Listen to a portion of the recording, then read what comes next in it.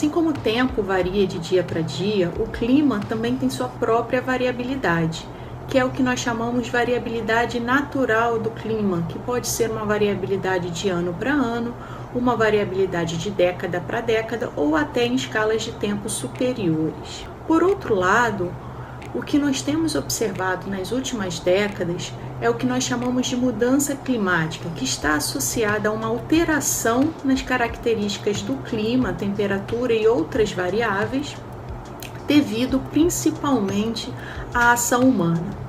É inequívoco hoje em dia de que todas as alterações que nós estamos observando em termos de aumento de temperatura global está realmente associada à ação humana através da queima de combustíveis fósseis, mudança do uso e cobertura do solo, por exemplo, desmatamento.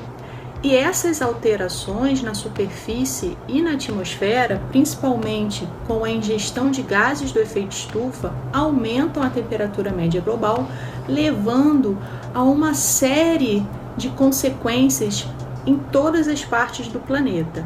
Alteração do nível médio do mar, derretimento de calotas, aumento de eventos extremos, por exemplo, como chuvas extremas ou secas extremas, ondas de calor, ondas de frio. Todos esses eventos, com as mudanças climáticas, passam a ser não só mais frequentes, mas mais intensos e mais duradouros. Esses eventos têm impactos diretos na população e nos ecossistemas, como por exemplo, as ondas de calor, elas geralmente estão associadas a eventos de seca, que por sua vez, os dois juntos estão também associados a maior ocorrência e maior severidade de incêndios florestais, como que nós observamos no Pantanal em 2020.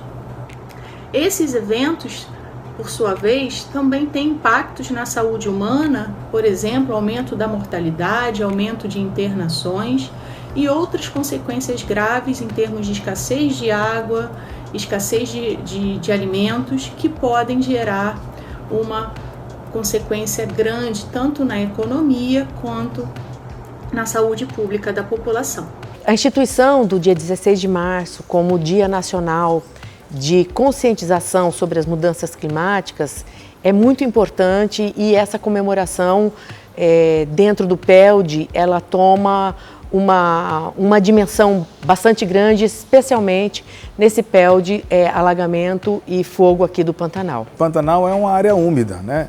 Mas é uma área úmida especial. São algumas áreas úmidas no mundo que têm essa característica de ter uma estação chuvosa com cheia e uma estação muito seca, né? Então você tem um período em que tem chuva, tem inundação, né? E aí muita produtividade de matéria orgânica, porque as áreas úmidas têm uma capacidade absurda de reter carbono, né? E depois uma estação seca, que dependendo da intensidade dessa estação seca, de como que ela ocorre, você tem a ocorrência de fogo e aí devolve carbono para a atmosfera. Então tem uma dualidade de captar muito carbono, mas também eventualmente quando você tem uma estação seca pronunciada, você tem a liberação de carbono pelo fogo. Nós temos sentido, especialmente de 2019 para cá, que a frequência e a intensidade do fogo nas diversas áreas de alagamento do Pantanal, ela tem sido bastante evidente e trazido grandes impactos para as propriedades rurais. O nosso projeto ele foi pensado no sentido de a gente conseguir entender como é que a questão do fogo, a questão da inundação influenciam na fauna, na flora, na estruturação das comunidades da flora, da fauna, na questão da infiltração da água no solo, em vários aspectos, né? Como é que isso se integra um todo, né? E na medida em que a gente consegue entender como que isso funciona, a gente consegue propor melhores estratégias de manejo. A proposta, né, do PELD Fogo e Alagamento, ela veio somar para que a gente possa conhecer todo o potencial dos campos alagáveis e poder fornecer esta informação para os proprietários rurais, para eles saber o quanto de carbono tem na fazenda dele, quanto ele está mobilizando de carbono, seja no sistema subterrâneo, seja nas espécies arbóreas, e como que as mudanças, a intensidade desses eventos climáticos extremos, de fogo e de alagamento, que pode vir com as mudanças climáticas, quanto isso pode trazer de prejuízo e para a manutenção do bioma, da biodiversidade do Pantanal como um todo. No contexto das mudanças climáticas, o nosso projeto PELD, ele é importante no sentido de que a gente trabalha com fogo, né? Fogo e a inundação no Pantanal, como é que essas coisas interagem, determinando a estrutura da paisagem, a estrutura das comunidades. E, basicamente, o que a gente entende, que a gente, manejando bem o fogo, a gente vai contribuir para que o uso da paisagem no Pantanal seja melhorado e que o uso do fogo no Pantanal como instrumento de manejo não tem impacto nas mudanças climáticas, né? Então o fogo ele é um elemento importante no sentido de que ele joga carbono na atmosfera, né? Mas existe também a fotossíntese, que as plantas retornam com isso. Como que é esse balanço, quanto que a gente pode usar essa ferramenta, quanto que a gente não pode, em que sentido, em que medida, em que quantidade, é o objeto do nosso projeto.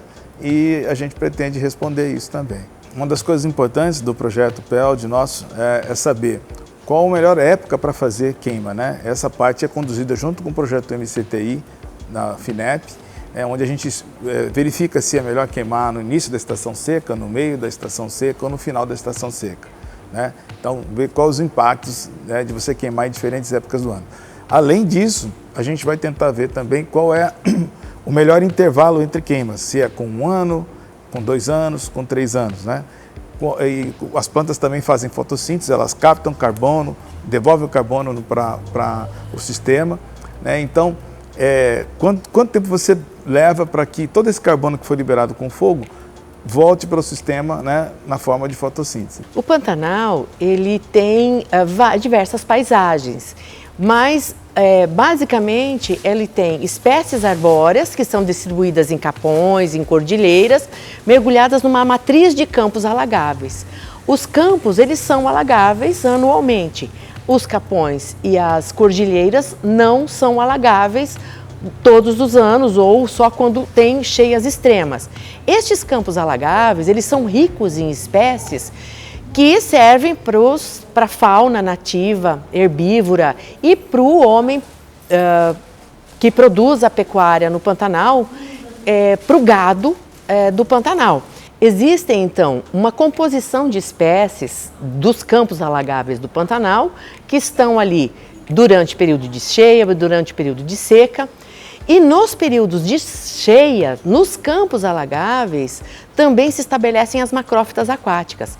Tanto as macrófitas aquáticas, essas plantas aquáticas, quanto as plantas de campo que estão ali, são perenes no campo, elas têm sistemas subterrâneos especializados que durante o período de seca, se a parte aérea for consumida, ou seja pelo fogo, ou seja pelo estresse de falta d'água, ele fica rico em carboidratos que vão ser importantes para o restabelecimento dessa planta durante o período de cheia. Mas é importante saber que quando as plantas elas aumentam a quantidade de folha, de ramos, elas estão captando carbono e mobilizando esse carbono durante os períodos favoráveis de crescimento dela, mobilizando esse carbono para o sistema subterrâneo das plantas. Esse carbono mobilizado ali, ele é pouco quantificado, então a nossa pesquisa, ela visa quantificar o carbono mobilizado ali. Além disso, essas estruturas subterrâneas, elas secretam substâncias importantes para a economia e importantes para a medicina. Então, nós estamos trabalhando para conhecer um pouco mais do que se tem no sistema subterrâneo dessas plantas e os efeitos do fogo e do alagamento, no fogo prescrito, previsto no PELD, sobre essas condições, ou seja, potencialidade de rebrota da planta, potencialidade de produção dessas substâncias, de mobilização de carbono. Então, essa pesquisa ela envolve o estudo de todo o sistema subterrâneo das plantas dos campos alagáveis. de modo geral, é muito importante ter um conhecimento de como que essas plantas aquáticas, durante o seu crescimento, ou o sistema subterrâneo que está ali, que pode aumentar ou reduzir durante essa sazonalidade, quanto ela contribui para o sequestro de carbono e minimiza os impactos das mudanças climáticas. Um dos ciclos anuais de cheia e seca, o Pantanal também tem ciclos plurianuais. O que são esses ciclos plurianuais? São ciclos onde você tem um conjunto de anos mais cheios, por exemplo, o ano de 1995, o ano de 1988 no Pantanal, foram anos muito cheios, você tem uma cheia excepcional. Num ano como esse, num conjunto de anos como esse, você tem uma absorção grande de carbono, uma grande retenção de carbono, né, no sistema. E aí você tem ciclos de anos mais secos, como a gente tem agora 2019, 2020, 2021 e eu acredito que também 2022, a gente está tendo um conjunto de anos mais secos. Nesses anos mais secos, a ocorrência de fogo é muito mais proeminente, a liberação de carbono para a atmosfera é muito maior, ou seja, você tem morte de plantas pelo fogo, morte de plantas pela seca, né? Uma mudança na biota por conta disso. Então você tem esses ciclos plurianuais, onde você tem maior capacidade de absorção de carbono e ciclos onde você tem potencialmente maior liberação de carbono para a atmosfera. Nesses ciclos plurianuais mais secos ou mais úmidos, a vegetação ela muda, né? Por exemplo, existem espécies, como o caso, por exemplo, do paratudo, que forma aquelas formações monodominantes, né? Nós publicamos um trabalho mostrando que o paratudo ele precisa desse conjunto de anos mais secos para conseguir se estabelecer. Ele se estabelece somente nos anos que são mais secos na planície de inundação.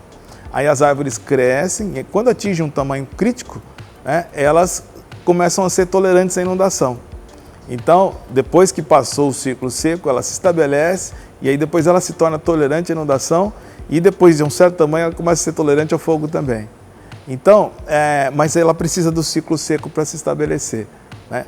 Essas mudanças climáticas, elas podem exacerbar esses ciclos plurianuais. Quer dizer, os ciclos plurianuais muito cheios ou muito secos, eles podem se tornar muito grandes, né? Vamos dizer, diminuindo a janela para que essas plantas consigam se estabelecer. Então isso é importante que esses ciclos permaneçam como eles estão. Se eles se tornam muito extremos, então você pode prejudicar essa dinâmica de estabelecimento dessas plantas.